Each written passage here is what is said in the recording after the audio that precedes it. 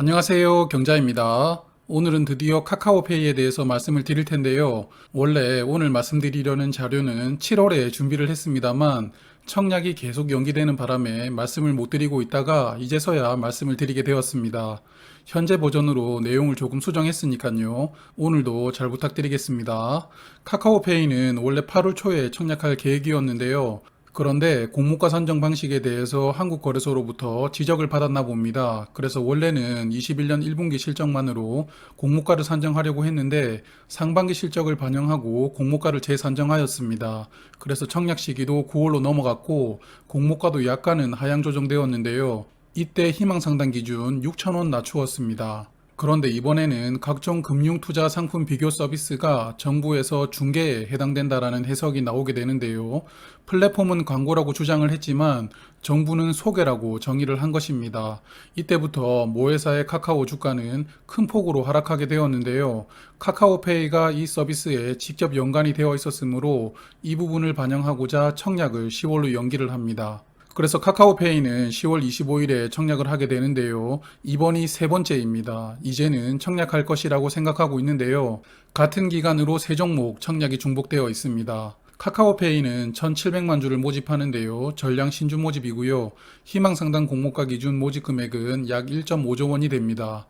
일반 투자자에게는 일단 25% 비중으로 425만 주를 배정하였고요. 우리사주조합에게도 20% 비중으로 340만 주는 배정을 해두었습니다. 그래서 우리사주 미달 가능성을 살펴보았는데요.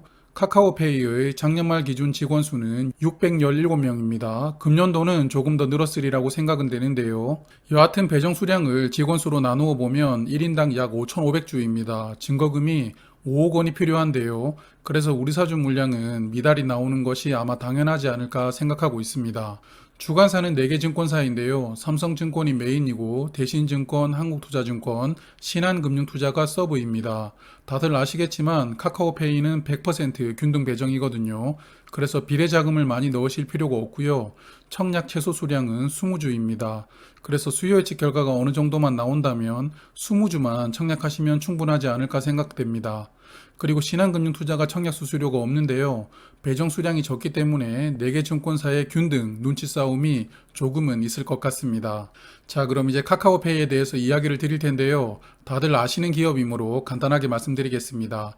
카카오페이의 대표 서비스로는 송금과 결제가 있죠. 개인적으로 조의금 보낼 때 간편하게 송금을 사용하고 있는데요. 그리고 온라인에서 물건을 구매할 때는 저는 주로 카카오페이를 사용하고 있습니다. 현재 카카오톡의 월 이용자 수는 4,600만 명이라고 하는데요. 한국 인구수가 5천만 명이므로 어린이 빼고는 다 사용하는 수준입니다. 그리고 카카오페이는 작년 말 가입자 수가 3,500만 명인데요.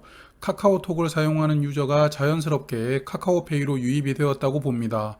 그러다 보니 현재 카카오페이를 사용할 수 있는 가맹점 수도 57만 개가 넘었는데요. 현재 국내 간편결제 시장은 크게 보면 카카오페이와 네이버페이가 시장의 약 절반을 점유하고 있고요. 삼성페이를 포함한 휴대폰 제조사가 있습니다. 그리고 각 은행이나 카드사가 개발한 페이가 있는데요. 카카오페이는 간편결제 시장 점유율 16.6%를 점유하고 있습니다. 19년 대비 20년에 점유율은 큰 변화가 없었지만 거래 금액이 상당히 크게 늘었습니다. 점점 간편 결제 시장이 커져간다는 것을 알 수 있는데요.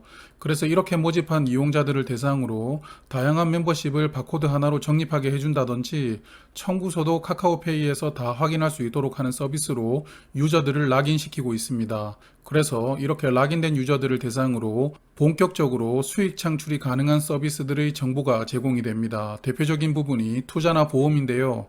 이 부분이 현재 정부로 인해 일부 중단되어 있는 상황입니다. 이 부분은 잠시 후에 조금 더 상세하게 설명을 드릴게요. 그래서 현재 매출 비중을 보면 결제 서비스가 아직도 가장 큰 매출 비중을 차지하고 있는데요. 매출은 크게 늘어나고 있지만 비중은 축소가 되고 있습니다.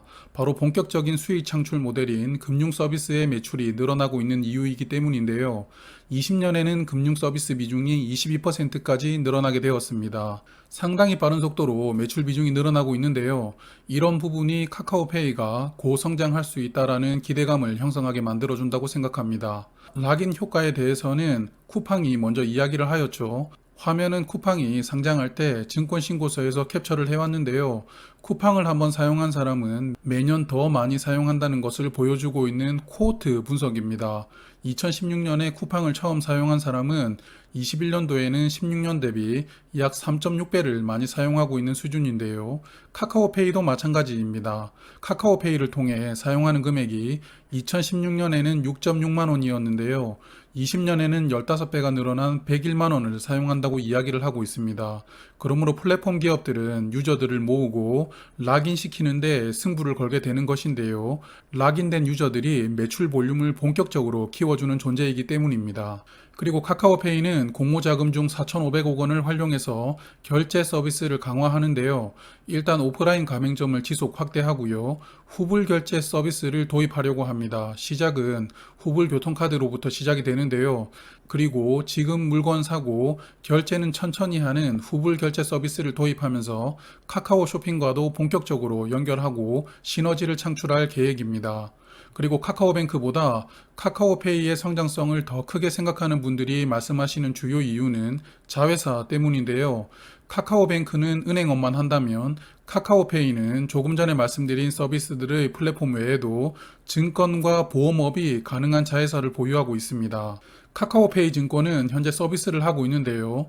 아직까지 주식 거래를 할 수 없는 반쪽 증권사입니다만 그래도 결제 등으로 발생된 알모으기 등의 간접 투자 등으로 벌써 이용자를 500만 명 모았습니다. 그리고 금년 말부터는 주식 거래를 시작한다고 하는데요. 증권사의 기본인 주식 거래가 가능해지면 가입자 수는 조금 더 확대가 될 수 있다고 생각되는데 이때부터는 본격적으로 기존 증권사들과 경쟁하는 구도가 형성될 것 같습니다. 그리고 내년부터 디지털 손해보험을 시작할 수 있도록 현재 본허가를 받고 있는데요. 순조롭게 허가가 받아진다면 내년 1분기부터는 자회사를 통해서 직접 보험을 판매할 계획입니다. 빅테크 기업이 처음으로 디지털 손해보험사를 만들게 된 것인데요.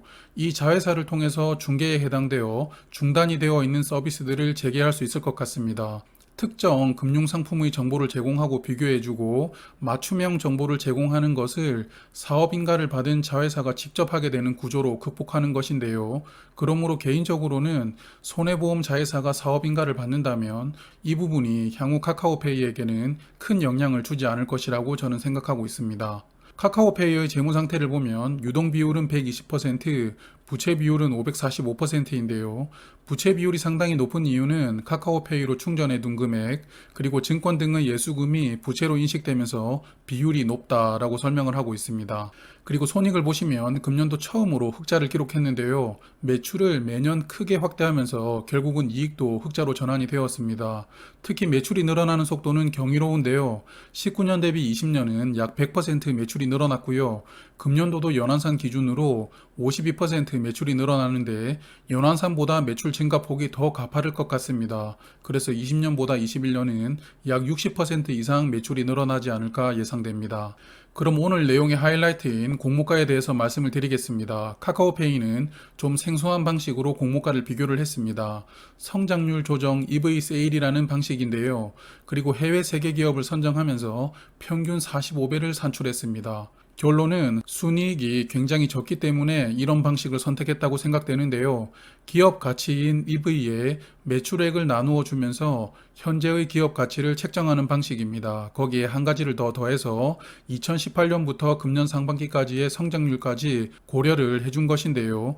깊숙이 파고들면 머리가 상당히 복잡해지는 내용입니다. 제 머리가 일단 대표적으로 복잡해졌으므로 영상을 보시는 구독자분들께서는 이런 방식으로 공모가를 선정했구나 라는 정도로만 이해할 수 있게 결론 중심으로 말씀을 드릴게요. 그리고 참고로 이 방식은 국내 IPO 종목 중 단 한 종목 사용했다고 하는데요. 바로 삼바라고 줄여 부르는 삼성바이오로직스였습니다.